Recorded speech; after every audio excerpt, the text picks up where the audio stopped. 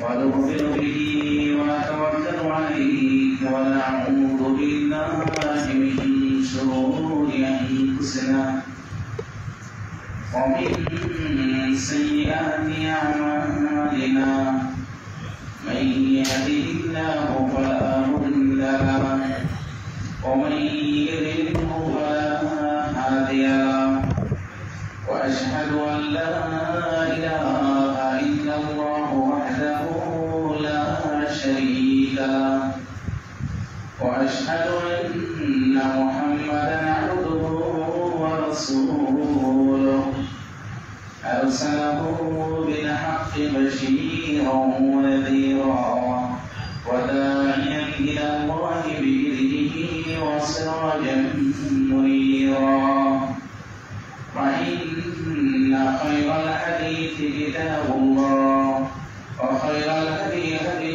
محمد صلى الله عليه وسلم وشر الأمور محدثاتها وكل محدثة بدعة وكل بدعة ضلالة وكل ضلالة في النار. أما بعد فأعوذ بالله من الشيطان الرجيم. بسم الله الرحمن الرحيم.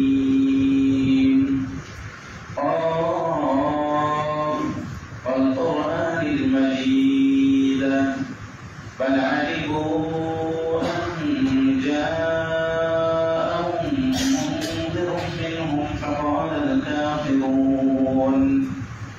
فقال الكافرون هذا شيء عجيب أإذا متنا وكنا ترابا ذلك رجع بعيدا قد علمنا ما تنقص الأرض منهم وعندنا كتاب حفيظ بل كذبوا بالحق لما جاءهم فهم في أمر مريج أفلم ينظروا إلى السماء فوقهم كيف بنيناها وزيناها وما لها من فروج والأرض مددناها وألقينا فيها رواسي وأنبتنا فيها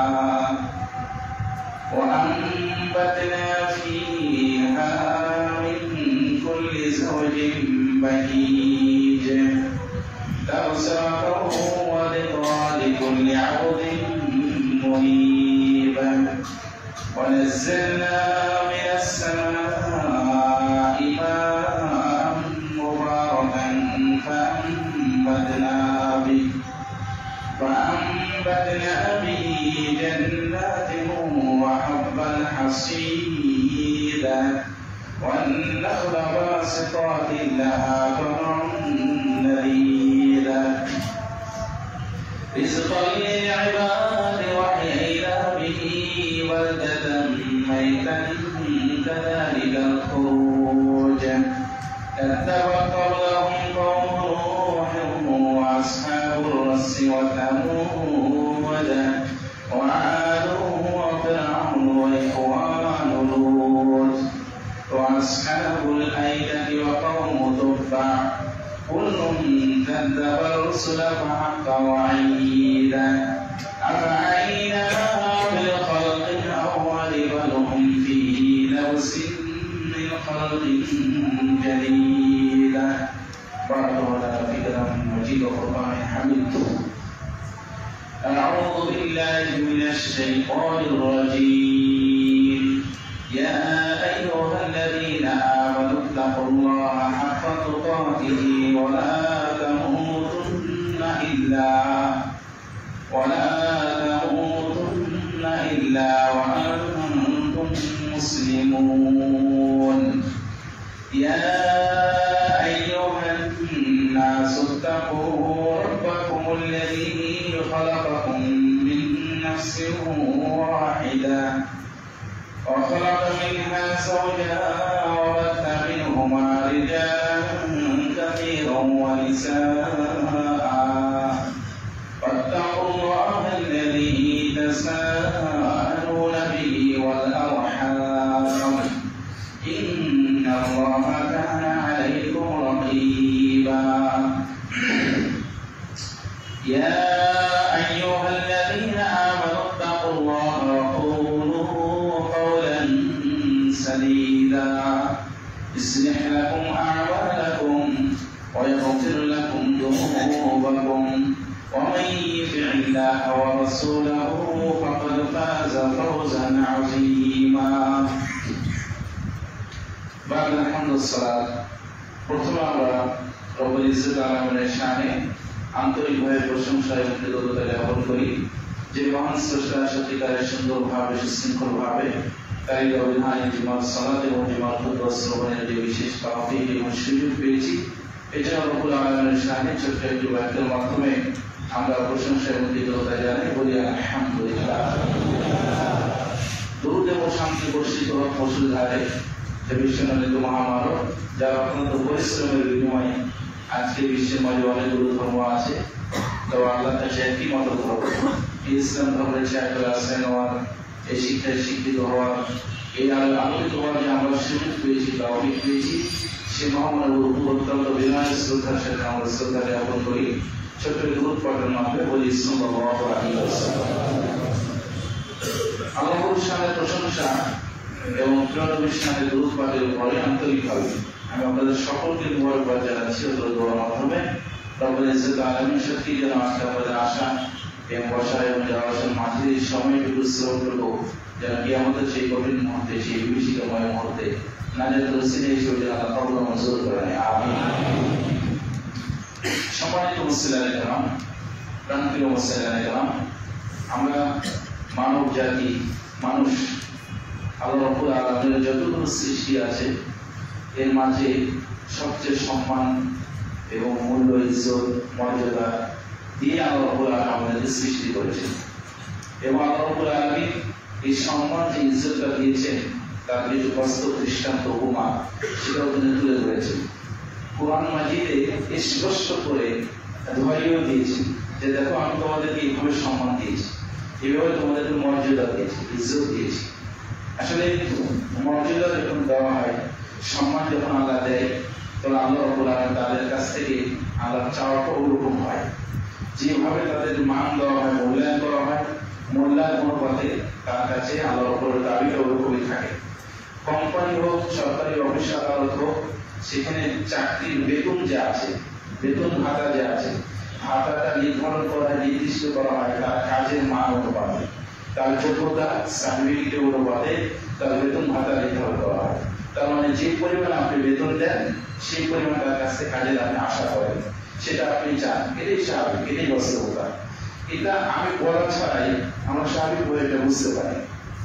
দেখেন ওনার উপর আল্লাহ রাব্বুল আলামিন নিজেই বলছেন, আউযু বিল্লাহি মিনাশ শাইতানির রাজীম, সূরা বানী ইসরাঈল আয়াত, ওয়ালাকাদ কাররামনা বানী আদম ওয়া হামালনাহুম ফিল বাররি ওয়াল বাহরি ওয়া রাযাকনাহুম মিনাত তাইয়্যিবাত ইলা আখির আয়াত। আল্লাহ বলছেন অবশ্যই আমি আদম সন্তানকে অনেক সম্মানিত করেছি। ওয়া হামালনাহুম ফিল বাররি ওয়াল বাহরি, সমুদ্র পানি পথ তাদেরকে উন্নত আরোহণ করায় এবং শুষ্ক জমিন যে আছে জমিন আমি তাদেরকে অন্যরূপে আরোহণ করায়। অর্থাৎ যে ঘোড়া, এটাও সৃষ্টি আল্লাহ, কিন্তু ঘোড়ার উপরে আপনি উঠেন, ঘোড়া আপনার উপরে ওঠেন।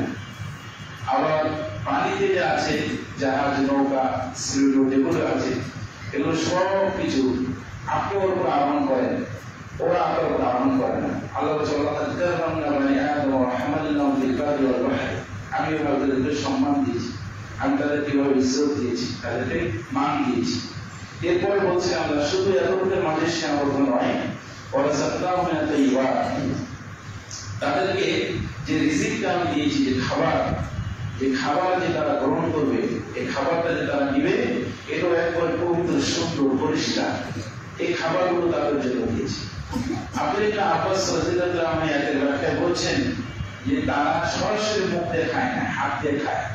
তার মানে হাত দিয়ে যখন খাবারটা নেয় তখন খাবারের ভিতরে ময়লা আছে, আবর্জনা আছে, তখন ওটা নির্ণয় করতে পারে, ওটা পরিষ্কার পরিচ্ছন্ন করতে পারে, দিয়ে গ্রহণ করে।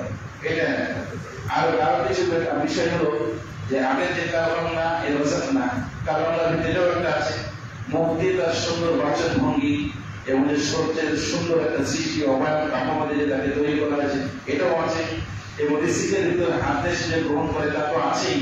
তারপর বিশেষভাবে দেখবেন কলা, এটাকে আবৃতে ছিটকা আছে, ওই ছিটকা দিয়ে এটার ভিতর অংশটা খায়, আর ছিটকাটা গরু ছাগল খায়। ধানের ভিতরে যে আমরা চাউলটা আছে এর উপরে কি আছে, এর উপরে একটা ছাড় আছে, যেটা তুষ বা গোড়া, এটা আমরা বলে দিই। ওর মাছের সংগ্রহ ওই জিনিসটা আমরা খাই, বাকিটা গরু ছাগল খাই, অন্যরা খায়। আমি এদেরকে উত্তম রিজিক দিয়েছি এবং অনেক সৃষ্টির উপরে এদেরকে ফজিলত দিয়েছি, মান দিয়েছি। এই কথাটা যখন আল্লাহ কোরআন মাজিদে সূরা বনী ইসরাঈলে ঘোষণা করলেন, বললেন তার মানে কি, অন্যান্য সৃষ্টির তুলনায় আমাদেরকে এইভাবে সম্মান দিয়েছি, ইজ্জত দিয়েছি। অন্য সৃষ্টির কোনো গুণ, কোনো বৈশিষ্ট্য আমার ভিতরে যেন না থাকে। এই পজিশনটা দেওয়ার কারণ হলো আমাদের কাছে আল্লাহ রাব্বুল আলামিন চাওয়াটা অন্যরকম, ব্যতিক্রমে আমাদের চাওয়া। আমাদের মাঝে গরু ছাগলের কোনো আচার আচরণ, এরকম কোনো কাজ, এই বিষয়গুলো আমাদের যেন প্রকাশ না হয়, এটা যেন না হয়। এই আয়াতের বিশেষ দাবি হলো এটা যে আমাদের যেভাবে সম্মান দেওয়া হয়েছে, এই সম্মানটা যেন ধরে রাখা হয়। এই সম্মান হানি এটা যেন সামাজিক ভাবে একেবারে যেন শেষ না হয়, ধ্বংস যেন না হয়ে যায়।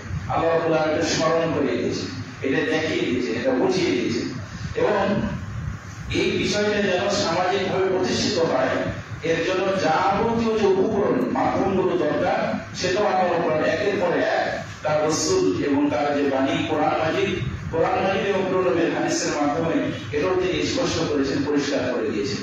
সামাজিক ভাবে পরস্পরের মাঝে যে এই জ্ঞানটা তারা ধারণ করে গ্রহণ করবে এবং জ্ঞানের এই ধারাগুলো সমাজের সুন্দরভাবে প্রয়োগ করে দিয়ে তার সম্মানটা যেন ধরে রাখে।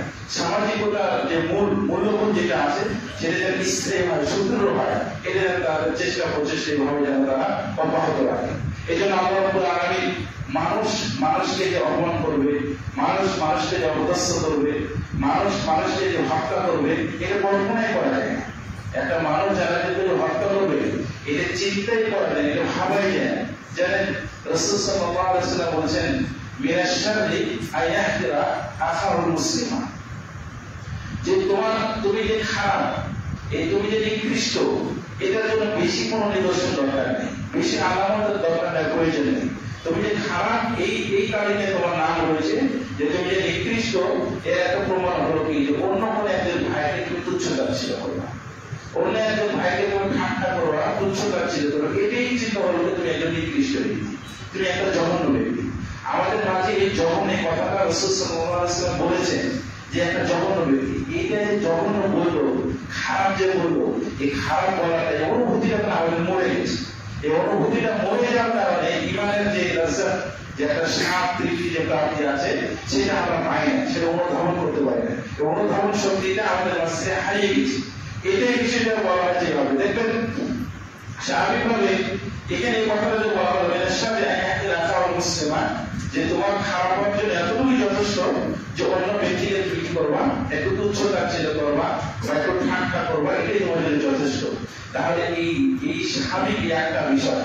হালকা আরেকটা হাদিস আছে, ওটাও সেই হাদিসে বর্ণনা হয়েছে, ওখানে আমার রাসূল সাল্লাল্লাহু আলাইহি ওয়াসাল্লাম বলছেন, একজন ভাই মানে একটু অন্য মনস্ক হয়ে আছে, কিন্তু তার পাশে কোনো রশি বা কোনো কিছু আছে, হঠাৎ করে যদি টান দেন, যে টুকটা শব্দ হয় সে যদি চমকে যায় বা যদি একটু আশ্চর্য হয়ে যায়, এই যে আশ্চর্য হয়ে চমকে যাওয়াটা এটাও ঠিক না, এই জিনিসটা বড় কি না, ঠিক না। এর মানবিক ভাবে রাসূল সাল্লাল্লাহু আলাইহি ওয়াসাল্লাম বলে দিয়েছেন এই চর্চাটা যেন না থাকে, এই চর্চাটা যেন না হয়, এটা যেন বন্ধ হয়। এর কারণ কি, এই জিনিসটা এর কারণ কি, যারা একটা মানুষ আর একটা মানুষের সম্মান করা শিখে, একটা মানুষ আর একটা মানুষের মূল্যায়ন করা শিখে, এই জন্য নিচের দরজাগুলো বন্ধ করা হয়েছে। যে একটা প্রান্তের সামনে একটা জিনিস আছে, কান দিবেন, অন্যদিকে মনোযোগী হয়ে আছে, এই শব্দতে তার কি হবে, ব্যাঘাত করবে বা চমকে যাবে বা আতঙ্ক হবে, এইটা যেন না হয়। এবং অন্যদিকে আমি একটু খারাপ করবো, অপমান করবো, এটাও যেন না হয়। এগুলো বন্ধ করার উদ্দেশ্য কি, উদ্দেশ্য হলো সামাজিক ভাবে একটা মানুষ আর একটা মানুষকে যেন হেয় ক্ষতিপূরণ না করতে পারে, তুচ্ছ তুচ্ছ-তাচ্ছিল্য যেন করতে না পারে, রক্তক্ষরণ যেন না হয়, মানহানি যেন না হয়, সম্মানটা যেন তার লঙ্ঘন করতে না পারে, এটাই হলো উদ্দেশ্য, এটাই বন্ধ করা হয়েছে। এই জিনিসটা অনুভূতিতে যদি না আসে, তা এই অনুভূতিগুলো মনের ভিতর পুনরাবৃত্তি করা, পুনর্জাগরণ করা, এটা নিয়ে আসতে বলা হয়েছে। দেখেন, এটা যদি না হয়, এই জিনিসটা যদি না হয়, এই চর্চাটা যদি না থাকে, তাহলে আমাদের সমাজের ভিতরে জাহিলি, অজ্ঞতা, পরস্পরকে মারা, হত্যা করা এবং একজন পরস্পরে লেগে থাকা, একদল মারবে আরেকদলকে মারবে, এই মারবে মারবে, যে রক্তক্ষরণ হবে, দুনিয়াকে মিলিয়ে যাবে, এটা একেবারে কি হালকা হয়ে আসবে, এটা একেবারে কি হালকা হয়ে আসবে, মানে এটা কোনো বিষয় মনে হবে না। অথচ নিচে আল্লাহ রাসূল বলতো কি, এখন তোমার জন্য খারাপ জন্য যথেষ্ট। আর এখন কি এই জিনিসগুলো যদি না জানে, তাহলে যে হত্যা করবে, হত্যা করাটা তার কাছে কিছু মনে হবে না।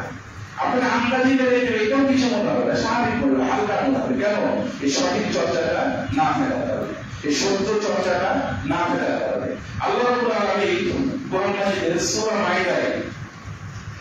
মাইদায় বলছেন যে আন্নাহু মান কাতালা নাসা, যে আন্নাহু এই 32 খানা, যেখানে আল্লাহ রাব্বুল বলছেন যদি মানে কোন ব্যক্তি একটা আত্মাকে হত্যা করে, বেগাইরে নাফস, এমনি কোন মানে অপরাধ না বা কোনো কিছু না, এই কারণে হত্যা করে, আও ফাসাদান ফিল আরদ, বা জমিনে কোনো বিশৃঙ্খলা ঘটানোর জন্য এই কাজটা করে, ফাকান্নামা কাতালান নাসা জামিআ, তাহলে সে যেন পৃথিবীর সমস্ত মানুষকে হত্যা করলো। বুঝার বিষয় আছে এখানে। আল্লাহ রাব্বুল আলামিন বলেন আন্নামা কাতালা নাফসা বিগাইরি নাফসিন আও ফাসাদান ফিল আরদ ফাকান্নামা কাতালান নাসা জামিআ, সূরা মাইদার 32 নম্বর আয়াত। এখানে বলছে আল্লাহ যে একজন ব্যক্তি যদি কোন আরেকজন ব্যক্তিকে হত্যা করে, এবার যদি কোন প্রকার কারণ ছাড়া এমনি এবার যদি হত্যা করে, তাহলে হত্যা করা ফাসাদান ফিল আরদ, জমিনে বিশৃঙ্খলা ঘটানোর জন্য, কোন অন্যায় অবিচার ঘটানোর জন্য, তাহলে ফাকান্নামা কাতালান নাসা জামিআ, পৃথিবীতে সমস্ত মানুষকে যেন সে হত্যা করলো। একটা মানুষের হত্যা করা যেন পৃথিবীর সমস্ত মানুষকে হত্যা করার সাথে আল্লাহ তুলনা করেছে। এইভাবে আল্লাহ এটা বলেছে এবং বলছেন যদি কে জীবিত করে, একটা মানুষের জীবনকে যদি বাঁচায়, ওই পরে এত বড় অংশে আল্লাহ বলছে ফাকান্নামা আহইয়ান নাসা জামিআ, তাহলে সে যেন পৃথিবীর সমস্ত মানুষকে জীবন দিল, এটা বাঁচালো। তাহলে মানুষের মেজাজে, মানুষের দেমাগে মেজাজে কতখানি গুরুত্ব আরোপ করেছে একটা মানুষের জীবনকে, একটা মানুষের নাফসকে আপনি কিভাবে হত্যা করবেন, কিভাবে আপনি এটা মারবেন, কিভাবে এই পর্যায়ে এই স্তরে মানুষের আসতে পারে, কিভাবে এই পর্যায়ে আসতে পারে যে একজন মানুষের সে হত্যা করে এমনি কোন কারণ ছাড়া এই পর্যায়ে আসা। এটা হলো মানুষের অনুভূতি শক্তি, ইমানের যে ধারাগুলো বলা হয়, মুসলমানের পরিচয় দেওয়া হয়, যে দাবিগুলো বলা হয়, যে শিক্ষা আছে, এই জিনিসগুলো যখন নিচে নেমে যায়, এইগুলো যখন তাদের কাছে হারিয়ে যায়, তখন তাদের মাঝে এই জিনিসগুলো সহজ হয়, এই জিনিসগুলো সহজ হয়। দেখেন আল্লাহ রাব্বুল কোরআন মাজিদে এই কথা বলেছে, এখানে একটা কথা বলা হলো, আরেকটা বলে আমি যে আপনার সাথে ইয়ার্কি করবো, আমি যে আপনার সাথে ঠাট্টা করবো, ইস্তেহজা, আমি যে ঠাট্টা করবো, এমনি সুখরিয়া, এমনি কথা বলবো। তো মুসা নবী আলাইহিস সালাম ওখানে বলছে যে আমি আল্লাহর কাছে আশ্রয় চাই জাহিলি কর্ম থেকে। মানে মুসা নবী আলাইহিস সালাম তার সমাজের লোক বলেছে না তোমরা গরু জবাই করে তো তখন তারা উত্তর বলেছিল যে মুসা তুমি কি আমার সাথে ঠাট্টা করছো নাকি, আমাদের সাথে ইয়ার্কি করছো নাকি, ঠাট্টা করছো? তো মুসা নবী উত্তর বলেছিলেন আউযু বিল্লাহি মিনাশ জাহিলিন, আমি আল্লাহর কাছে আশ্রয় চাচ্ছি জাহিলি কর্মকাণ্ড থেকে। মানে এই ইয়ার্কি করা, ঠাট্টা করা, এটাও জাহিলি কর্মকাণ্ড। কারণ মানুষের অনুভূতিতে সামান্য আঘাত হানা, এটা জাহিলি কর্মকাণ্ড বলছে। তারপরে এগুলোকে খারাপ হওয়ার কথা বলছে, তারপরে এই রাস্তাগুলো বন্ধ করার কথা বলছে, এগুলো তো দূরের কথা। মানে বর্তমানে মানুষের হত্যা করার পর্যায়ে গেছে, এটা কত সহজে আছে, তাহলে মানুষের অবস্থাটা কোন জায়গায় আছে? তাহলে আমরা যে মুসলমান পরিচয় দিচ্ছি, মুমিনের পরিচয় দিচ্ছি, এই পরিচয়ের ধারণা কোন পর্যায়ে আছে, কোন স্তর আছে, এটা চিন্তা করার বিষয়, এটা ভাবার বিষয়। নতুন করে যদি সমাজে এই সুন্দর দীক্ষার কথাটা যদি না আসে, তাহলে এটা সামনে আরো কঠিন করে পড়ে যাবে, হালকা মনে করা হবে। দেখেন এইভাবে আগে বলা হলো, এইভাবে এটা নিয়ে আসা হয়েছে। আল্লাহ এরা জানে নাকি, কোরআন মাজিদের শিক্ষাকে জানে না যে আজকে আপনি যদি হত্যা করেন, একটা মানুষকে অন্যায় করে আজকে যদি আপনি হত্যা করেন, মারেন যদি, তাহলে নিশ্চিত থাকেন যে এক সপ্তাহ আগে আর এক সপ্তাহ পরে আল্লাহ রাব্বুল সূরা বনী ইসরাঈল আয়াত জায়গায় বলছেন যে তোমরা অন্যায়ভাবে হত্যা করবে না, যদি ন্যায়সঙ্গত থাকে সেটা আলাদা কথা। আর বলে রাখবা ওমান কুতিলা মাজলুমান ফাকাদ জাআলনা লিওয়ালিহি সুলতানা ফালা ইসরিফ ফিল কতল ইলা আখির আয়াত।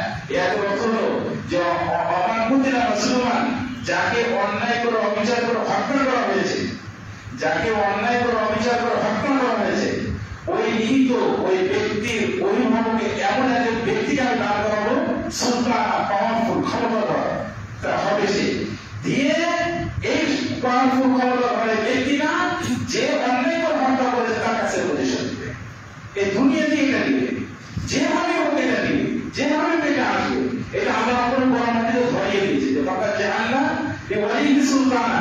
আর ওই মানে তোমার অন্যায় করে যে ব্যক্তিটা নিহিত হয়েছে, যে ব্যক্তির উপর জুলুম করে তাকে হত্যা করা হলো, ওই ব্যক্তির জন্য আমি সুলতান এমন সুলতান নির্ধারণ করবো, পরবর্তীতে ওই তার কাছে প্রতিশোধ দিবে। তাহলে যাবেন কোথায়? আপনি তাহলে আপনি হত্যা করবেন কিভাবে? এটা তো কোনো সুযোগই নাই, কোনো রাস্তাই নাই।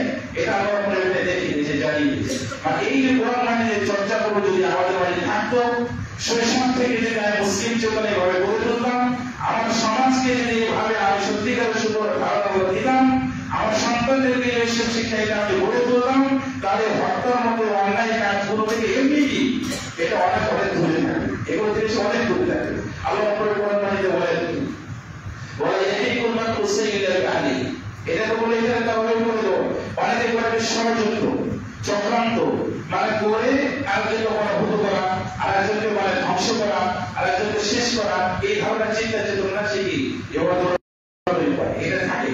কিভাবে পরাভূত করা যায়, কিভাবে তাকে শেষ করা যায়, এটা আল্লাহ রাব্বুল আলামিন কোরআন মাজিদে বলছেন ওয়ালা ইয়াহিকুল মাকরু সাইয়্যিদা বিআহলি ওয়ালা ইয়াহিকুল মাকরু সাইয়্যিদা বিআহলি। যে আজকে যদি আমি একজনের উপরে যখন ষড়যন্ত্র করছি, আর যখন একজনের উপরে চক্রান্ত করছি, তখন এই চক্রান্ত ষড়যন্ত্র ফলাফল কিছুদিন পরে ইল্লা বিআহলি আমার ঘাড়ে এসে পড়তে হবে। এটা আমার উপর পড়তে হবে, মানে আমি যা করেছি কর্ম এটা আমার উপরে পড়তে হবে। কোরআন এটা বলে দেয় তাহলে ষড়যন্ত্র চক্রান্ত হবে প্রথমে আপনারই লস, যে আপনি বললেন এটা আপনারই লস। এটা আল্লাহ এই জন্য আল্লাহ আরেক জায়গায় বলছেন ইন্নাল্লাহা লা ইয়াগফিরু মা ইউশরিকু হাত্তা ইয়াগফিরু মা বিআনফুসিহিম। মানে আয়াত একটা আয়াত আপনাকে এত সুন্দর করে কোরআন মাজিদে বলে দিয়েছেন, এই চর্চাটা সত্যিকারে যেই হোক না কেন, যে কোনো ধরনের লোক হোক না কেন, যদি এই চর্চাটা সুন্দরভাবে করতে পারে তাহলে ওয়াক্তার এই অন্যায় করতে হবে না, এটা করতেই পারবে না। এই অন্যায় করতে গেলে শরীরে প্রকল্প করবে।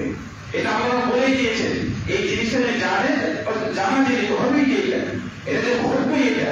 আর এটা হয় কি আসলে আমাদের মাঝে ইমান চেতনা নাই, তো ও অনুভূতিটা তো লোপ হয়ে গেছে। এই কারণে এই আয়াত বা রাসূল সাল্লাল্লাহু আলাইহি ওয়াসাল্লামের কথাগুলো এটা আমাদের মনে মেজাজে দাগ টানে না, দেখা পড়ে না।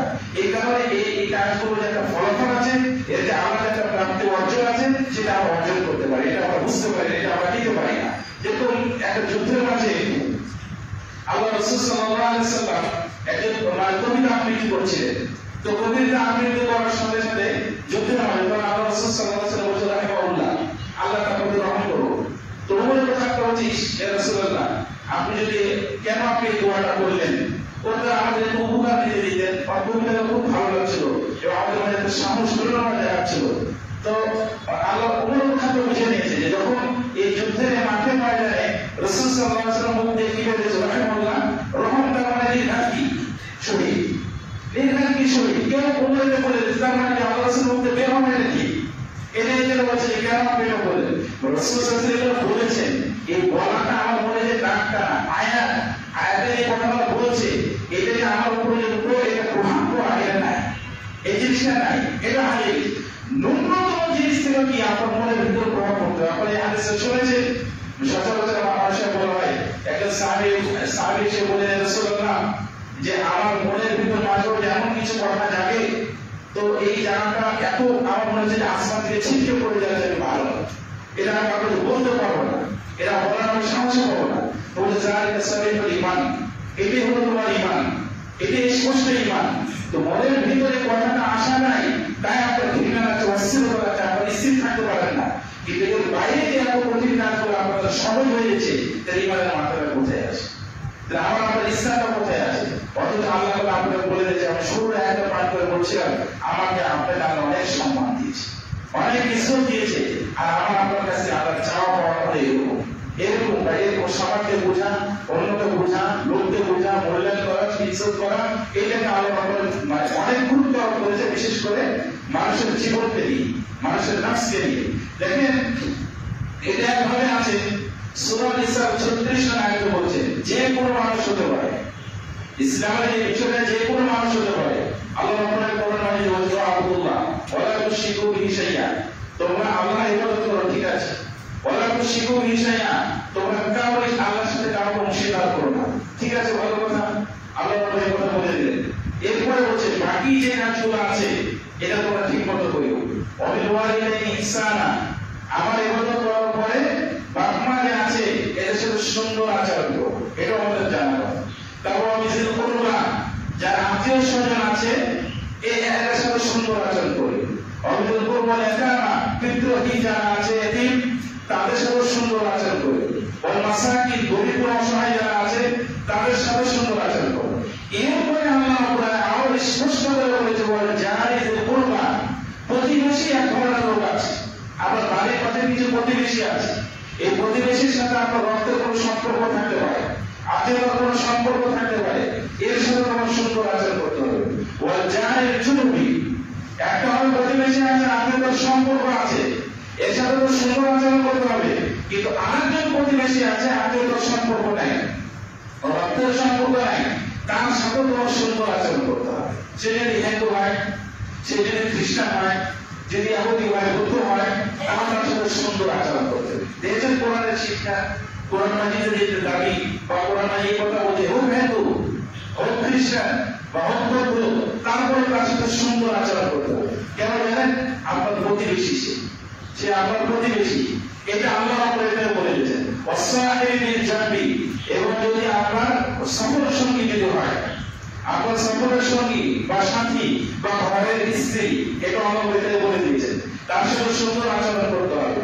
এরপর রাস্তাঘাটের লোক, রাস্তাঘাটের লোকের ভিতর এয়ারটেল ব্যাপারে এই কথাও আছে, ড্রাইভার আছে না, গাড়ির যে কন্ডাক্টর আছে, সুপারভাইজার আছে, এরা মানুষের সাথে 2 টাকা 3 টাকা 5 টাকা হারাম লাগে এলোমেলো করে, ওর সাথে আপনি খারাপ আচরণ করিয়েন না। আপনার 5 টাকা 2 টাকা জায়গা তার সাথে আপনি তর্ক বিতর্ক করেন না, ওর সাথে আপনি খারাপ আচরণ করেন না, এটাও আল্লাহ ধরিয়ে দিয়েছে। আরে বর্তমানে যে গাড়ি, যে আমরা গাড়ি দিয়ে যাতায়াত করি, এর অনেক সময় ভাড়ার জন্য 5 টাকা 10 টাকার জন্য আমাদের সাথে অনেক সময় এটা ব্যক্তিগত ঝগড়া করে, ও কখনো তুমি খারাপ আচরণ করে না, ওকে দিয়ে দাও, তুমি ওটা অর্ডার করে না। এই রাস্তাঘাটে যারা আছে এদের সাথে তুমি খারাপ আচরণ করো। ওমান মালাকা নাইমানুকুম, তোমার অধীনস্থ কর্মচারী যারা আছে তাদের সাথে তুমি সুন্দর আচরণ করো। ইন্নাল্লাহ লা ইউহিব্বু মান কানা মুখতালান ফখুরা, নিশ্চয় আল্লাহ রাব্বুল পছন্দ করে না যার ভিতরে দাম্ভিক বা অহংকার বা রূঢ় আচরণ আছে। এটা স্পষ্ট করে দিয়েছে। তাহলে কোরআন মাজিদ এবং হাদিসের যে দৃষ্টিভঙ্গি, যে বাচনভঙ্গি, যে শিক্ষা থেকে আমাদেরকে দেয়, যে চর্চার ভিতরে আমাদের উদ্বুদ্ধ করেছে কোরআন মাজিদ এবং হাদিস, সর্বদা মানুষদের সম্মান করা, মানুষের মূল্যায়ন করা, মানুষের ইজ্জত করা, মানুষের জীবনকে টিকিয়ে রাখা, এটা যেন সুন্দর হয়, আরো চমৎকার হয়, যেন আকর্ষণীয় হয়, এটা হলো মূল শিক্ষা। আপনি সারাদিন সারাদিন প্রচেষ্টা করেন, যদি এই সঠিক চর্চায় যদি না আসেন, কারো জীবনের নিরাপত্তা আপনি দিতে পারবেন না, কোনভাবে আপনি নিরাপত্তা দিতে পারবেন না। আপনিও দেখবেন যে বিপদের সম্মুখীন হয়ে গেছে, আপনিও দেখবেন যে শেষ হয়ে গেছে। এটাই হলো বাস্তবতা, এটাই হলো বাস্তবতা। বর্তমানে বিভিন্ন জায়গায় হত্যা করা বা মানুষকে মারা, তার জীবনকে হরণ করা, রক্তক্ষরণ করা, এই যে সহজে পরিণত হওয়া, এটা খুব ভালো জিনিস না, এটা খুব জরুরীয় জিনিস না, এটা ভয়ানক জিনিস, কঠিন জিনিস। আল্লাহ রাসূল সাল্লাল্লাহু আলাইহি ওয়াসাল্লাম বলেন, কিয়ামতের আগে, কিয়ামতের ছোট যে আলামতগুলো আছে, এই আলামতের মাঝে এগুলো আলামত যে তোমার হত্যা, এটা বাড়বে, হার্জ, এই শব্দটা হচ্ছে হার্জ, মানে প্রচুর পরিমাণে হত্যার মামলা বেড়ে যাবে। তখন বলা হয় কি আসলে মানেটা কি? তখন রাসূল সাল্লাল্লাহু আলাইহি ওয়াসাল্লাম উত্তরে বললেন যে হত্যা করা এটা প্রচুর পরিমাণে বাড়বে, যে হত্যা করে সেও জানে না, যে মাত্র ও জানে না কি কারণে সে দুনিয়া থেকে বিলে হতে হলো, আর কি কারণে হত্যা করে এও জানে না, সামান্য এই ন্যূনতম হালকা বিষয়ে এটা পাবে কিয়ামতের আগ দিয়ে। কিয়ামতের আগে যদি কোনো ঘটনা ঘটবে এটা পাবে, এই যে বিষয়গুলো, এই চর্চাগুলো প্রত্যেকটা মানে যারা মুসলিম, যারা মুমিন হিসেবে পরিচয় দেয়, এই পরিচয়ের একটা সবচেয়ে বড় একটা নমুনা হলো কি, যে আপনার মানুষের জীবনটাকে মূল্যায়ন করা। আপনার যদি জিম্মি হয় বা যে কোনো হিন্দু দেশের লোক যদি আপনার সাথে চুক্তিবদ্ধ হয়, তাকে যদি হত্যা করেন, আবার বর্ণনা হাদিসে আসছে যে আপনি দেখা যাচ্ছে এদেরকে হত্যা করা, এদেরকে নিরাপত্তা যদি আপনি না দেন, তাহলে আপনি জান্নাতে প্রবেশ করতে পারবেন। যদি নিরাপত্তা দেন, সেটা যদি অন্য ধর্মের হয়, খ্রিস্টান হোক, ইহুদি হোক, বা যদি হিন্দু হোক, তার সাথে আমার চুক্তিবদ্ধ আছে যে আপনি তাকে নিরাপত্তা না দেন, তাহলে আপনি হত্যা করেন, তাহলে আপনি জান্নাতে যেতে পারবেন না। এই যে বর্ণনাগুলো আসছে, এই যে শরীরের যে শিক্ষাগুলো আছে, হত্যা নয়, সন্ত্রাস নয়, আতঙ্ক নয়, এটা মানে ইসলাম ধর্মের শান্তি এবং যে নিরাপত্তা এবং এর ভিতরে যে আপনার অন্যকে মূল্যায়ন করা, জীবনটাকে সংরক্ষণ করা, মানুষ জাতিকে সবচেয়ে গুরুত্ব দেওয়া, এটা আমার সবচেয়ে মূল্যায়ন করা, সবচেয়ে গুরুত্ব দেওয়া। এবার আসেন সংক্ষেপে আপনাদের কথা বলি। আল্লাহ রাসূল সাল্লাল্লাহু আলাইহি ওয়াসাল্লাম বলেছেন, আল মুসলিমু আলাল মুসলিম হারামুন দামুহু ওয়া মালুহু ওয়া ইরযুহু। একজন মুসলমান আরেকজন মুসলমান, এই মুসলমানের একেবারে হারাম, দামুহু রক্তক্ষরণ করা, ওয়া মালুহু সম্পদ লুণ্ঠন করা, ওয়া ইরযুহু সম্মানহানি করবেন, অপমান অপদস্থ করবেন না, একেবারে হারাম। আমরা হাদিসের অনুবাদ থেকে হয়তো এই কথাটা বুঝতেছি যে সামান্য একটা কথা বলা হয়েছে, যে হারামের কথা বলা হয়েছে স্বাভাবিক, কিন্তু না, সূরা হুদে আল্লাহ কোরআন মাজিদে এত সুন্দর বিবরণ দিয়েছে। মানহানির উদ্দেশ্যে অন্য কাউকে যে আপনি তহমত দিবেন, আপনি যে বলবেন, এই মানহানির উদ্দেশ্যে আপনি যে কাউকে তহমত দিবেন, অপমান দিবেন, এবং যে কোনো কথা যে আপনি বলবেন, এই বলার কারণে তিনটে জিনিস আপনার জন্য ধার্য হয়ে যাবে। তিনটা জিনিস আপনার জন্য ধার্য আপনার উপর বর্তাবে। এক নম্বর কি, যে ওকে 80 টাকা টাকা করো, সর্বান সামনে জনসম্মুখে তাকে অপমানের যে মায়ের 80 টাকা টাকা করো, এটা এক নম্বর। আল্লাহ রাব্বুল আলামিন কোরআন মাজিদে বলেছেন সূরা নূরে, দ্বিতীয় নম্বর কি, লাফতাক করে শাহাদাতুহুম, যে এর যে সাক্ষীটা সমাজে কোন জায়গায় সাক্ষীটা প্রযোজ্য হবে না, সমাজে যারা প্রচার করে দেওয়া হয় এ অন্যের নামে অপবাদ দিয়েছে, সুতরাং ও যতদিন এখানে তওবা না করবে, ওর সাক্ষীকে যেন গ্রহণ না করা হয়। দুই, তিন নম্বর আল্লাহ রাব্বুল আলামিন বলেছেন যে এই সমাজের ভিতরে ফাসেক নামে চিহ্নিত হবে, পাপাচার বা ওই একটা খারাপ ব্যক্তি এই নামে সমাজে চিহ্নিত হবে, শুধু একটা মানহানি করার কারণে, শুধু একটা সম্মানে আঘাত হানার কারণে।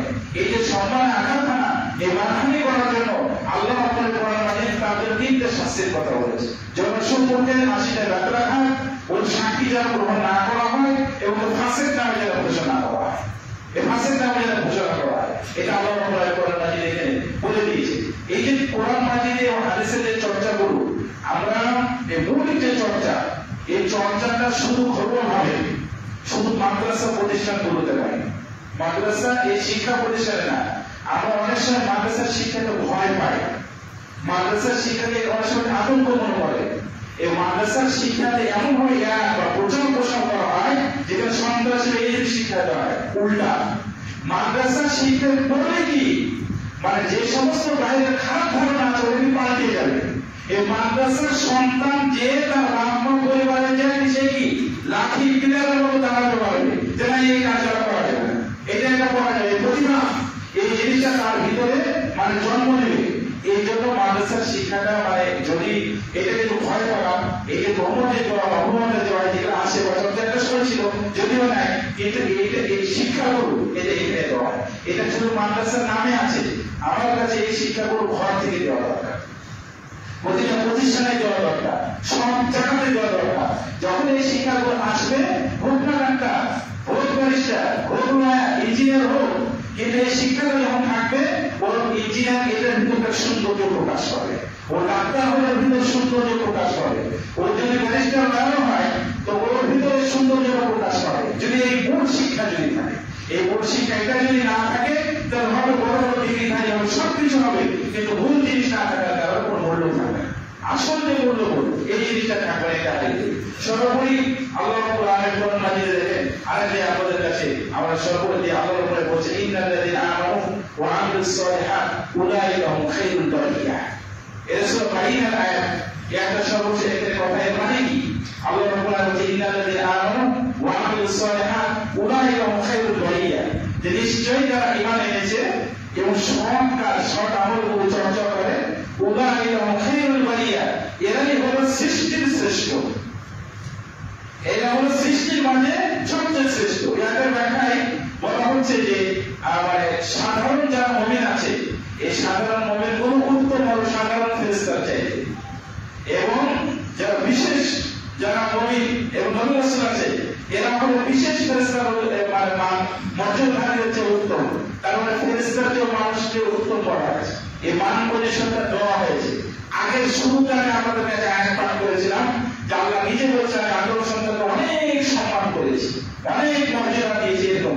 আর খুব শেষে একটা আয়াত পাঠ করলাম ইন্নাল্লাযীনা আমানু ওয়া আমিলুস সালিহাত উলাইকা হুম খায়রুল বারিয়া, নিশ্চয়ই যারা ঈমান এনেছে এবং সৎ আমল করে এরাই হলো সৃষ্টির শ্রেষ্ঠ।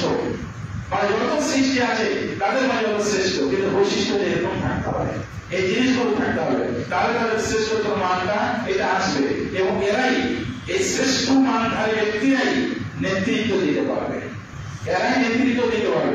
এজন্য সময় সময়ে আমাদের আসলে যে মৌলিক যে কিছু অনুভূতি রয়েছে, মূল যে কিছু শিক্ষা দীক্ষা আছে, যে আহ্বানে আছে, মেসেজ যে বার্তাগুলো আছে, কমপক্ষে মৌলিক এই চর্চাগুলো আমাদের ভিতরে আনতে হবে। এটা আমাদের মধ্যে বাস্তবায়ন করতে হবে এবং মানুষকে অন্য মানুষকে যে মূল্যায়ন করা, রক্তক্ষরণ করা যেটা কঠিন, এবার যে ভয়ানক। আপনারা জানেন সূরা নিসাতে আয়াত আছে, আল্লাহ রাব্বুল আলামিন বলেন অন্যায়ভাবে যদি হত্যা করে ইচ্ছা করে, শিরকের পথে একটা আলাদা আছে, কিন্তু অন্যায়ভাবে ইচ্ছা করে যদি কেউ হত্যা করে তাহলে হত্যা করার কারণে তার জন্য কি জাহান্নামটা অবধারিত হয়ে যায়, জান্নাত হারাম হয়ে যায়। এটা নাই, এই মেসেজ আমাদের ভিতরে নাই, এই অনুভূতিটা আমাদের ভিতরে নাই। কেন নাই? ওই জ্ঞানই নাই, এই চর্চা নাই, এই কথাগুলো বলে হয় না, বা এই অন্যায় কিভাবে করতে হয় এটা কোনো উদ্বুদ্ধ করা হয়। এই চর্চাটা আমাদের মাঝে তখন এটা মাধ্যমটা এটা ধারণ করে, তখন এইগুলো সহজ হয়ে গেছে, এই জন্য এগুলো হালকা হয়ে গেছে। এই জন্য যেটা অনুচিত, যেটা ঠিক নয়, আর এটা একটা মানুষের জীবনে হাসি তামাশা নয়, এটা হালকা একটা বিষয়, এটা যে গুরুতর একটা বিষয়, এটা কঠিন একটা বিষয়, এটাকে কঠিন একটা তুলে ধরতে হবে এবং এটা যে জটিল একটা বিষয়, এটাকে শক্ত করে এটা ধরতে হবে। মানুষের জীবন এই হরম রক্তক্ষরণ করা এটা সহজ বিষয় না, কঠিন গুরুতর বিষয়, এটাকে আপনার চিন্তা করতে হবে, বলতে হবে যে কাজ করা যাবে না, এটা করা যাবে না। আর আমরা এই কোরআন মাজিদের যে আয়াতগুলো আমরা কয়েকটা আয়াত আপনাদের কাছে বলেছি যে প্রতিবেশী দেখে হালকা সহজ একটা বিষয় দেখে কিভাবে বলা হয়েছে ওটাকে মূল্যায়ন করা। সর্বশেষ দেখেন আল্লাহ রাসূল সাল্লাল্লাহু আলাইহি ওয়াসাল্লাম বলছেন যে মানুষের জীবনে যারা হাসি তামাশা করে, এভাবে খেলাধুলা করে, আল্লাহ রাব্বুল আলামিন একজন নবীকে বলছেন, একজন নবীর কথা বলছেন। এটা মুসলিম শরীফের হাদিসে আসছে, একজন নবীকে একটা পিঁপড়ে কামড় দিয়েছিল, হালকা করে একটু কামড় দিয়েছিল, তার সাথে এরকম শব্দ আসছে, তখন যে আল্লাহ ওয়াহিদাতান আল্লাহ তাআলা এভাবে মুসলিমের হাদিস, মানে একটা পিঁপড়ে কামড় দেওয়ার কারণে আল্লাহ ওই নবীরা বাকিদের বলে আমার এই গাছের তলা থেকে জিনিসটা সব এই পিঁপড়ার খানে যতগুলো পিঁপড়া ছিল সম্পূর্ণ বেড়ে গেছে। তখন আল্লাহ ওহী নাযিল করেছে ওই নবীর উপর, হাল লাকাসাতা ওয়াহিদা নামলাতা ওয়াহিদা, ওই একটা পিঁপড়া যে তোমাকে দংশন করেছে, কামড় দিয়েছে, শুধু ওয়াকি মাত্রা, তুমি কেন সম্পর্কে মারলা, কেন তুমি এই কাজটা করলা একটা পিঁপড়ার ব্যাপারে? এটা মানে এই অনুভূতিটা আমাদের মাঝে অনেক সময় কাজ করে না। সাধারণ একটা পিঁপড়ার ব্যাপারে যে কাজে একজন পিঁপড়া মেরেছে, তুমি একটাকে মারলা, মুসলিম শরীফের হাদিস, তুমি সবগুলোকে মারলা কেন? এই ওহীটা নাযিল হয়েছে, বুঝেছেন? একজন মানুষের জীবন এইটা আবার আল্লাহ রাসূল সাল্লাল্লাহু আলাইহি ওয়াসাল্লাম বলছেন, একটা মানুষের রাস্তাতে যে একটা ডাল লেগে থাকে, তো এই ডালটা ওই বারবার জানার বদলে সরাতে কষ্ট হয়, তো আল্লাহ রাসূল সাল্লাল্লাহু আলাইহি ওয়াসাল্লাম বলছেন ওই একটা লোক এই কষ্ট থেকে ডালটা কেটে ফেলে সরাতে বলে শাকারাল্লাহু লাহু ওয়া গাফারা লাহু, আল্লাহ এই জন্য তার জন্য কৃতজ্ঞ হয় এবং তার যা গুনাহকে সম্মান করে দেয়। সুবহানাল্লাহ। মানে একটা মানুষের খেদমত বা চর্চা এটা সবাই বুঝতে পারবে। পিঁপড়ার কথা হলো তার একটা জীবনে আছে। আমরা আরেকটা হাদিস বলি, পরিচিত হাদিস, এটা মাঝে মাঝে পড়াতে আপনারা শুনেছেন হাদিসটি, যে আল্লাহ রাসূল সাল্লাল্লাহু আলাইহি ওয়াসাল্লাম বলছেন, নিচু মানের একটা মহিলা, নিম্নমানের একটা মহিলা, এই নিম্নমানের মহিলা পিপাসিত কুকুরকে পানি পান করিয়ে জান্নাতটা অবধারিত করে নেয়। জান্নাতটা আমার কাছে পাশ করে দেয়। তো কুকুর তো নিচু মানের একটা প্রাণী। তার কিছুক্ষণ আগে আপনার কাছে বলে যে শ্রেষ্ঠ জাতি হল মানব জাতি। তাহলে নিচু মানের প্রাণীকে পানি পান করে যদি জান্নাত অবধারিত হয়, তাহলে শ্রেষ্ঠ সৃষ্টির মানব জাতির ক্ষেত্রের মধ্যে এই সৌন্দর্যটা এদের যারা সংরক্ষণের দায়িত্ব যারা নেয়, এদের যারা খেয়াল করে লক্ষ্য করে, তাদের জন্য জান্নাতটা কি হয়, অনেক সে কি হয়, এটা ধাঁচা অবধারিত হয়। ওয়াহাল জাযাউ ইহসান ইল্লা ইহসান। সূরা রহমান আল্লাহ বলছে সুন্দর আচরণ করা, ভালো আচরণ করা, উন্নত করা, এই চর্চাগুলো করা, সামাজিক ভাবে এই পরস্পর এই জিনিসের ভিতরে আসা, এর বিনিময় ইহসানের বিনিময় ইহসানই হয়, ভালো বিনিময় ভালোই হয়। এটা আল্লাহ বলে দিয়েছে। আল্লাহ রাব্বুল আলামিন আমি আমাদের সকলকে মানুষের জীবন, মানুষের সম্মান, মানুষের ইজ্জত, মানুষের মান মর্যাদা, সম্পদ এটাকে মূল্যায়ন করার তৌফিক দান করুন। আমিন। এই চর্চাগুলো করা সুন্দরভাবে আমাদের করা যেন তৌফিক দান করে। এই চর্চাটা বাস্তবে ঘর থেকে সন্তানের কাছ থেকে যেন নতুন আকারে এটা প্রয়োগ করা, বাস্তবে করা যেন আল্লাহ তৌফিক দান করেন। আমিন। ওয়া আখিরু দাওয়ানা আলহামদুলিল্লাহি রাব্বিল আলামিন।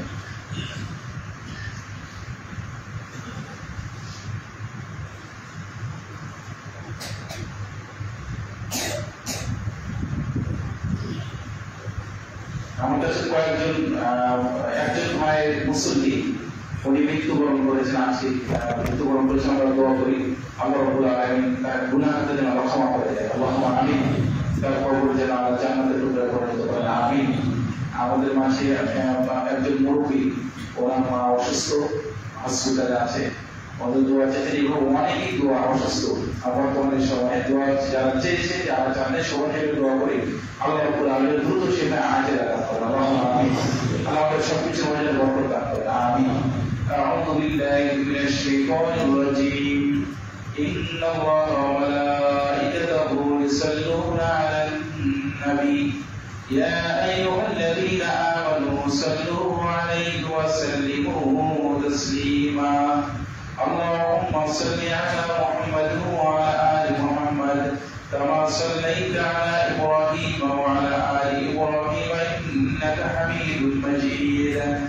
اللهم بارك على محمد وعلى آل محمد كما باركت على إبراهيم وعلى آل إبراهيم إنك حميد مجيد.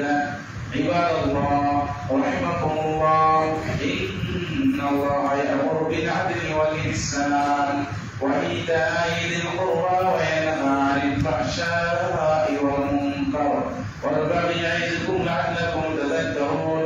واذكروا الله يذكركم وادعوه يستجب لكم ولذكر الله تعالى وعز وجل وكم وهم وأكبر.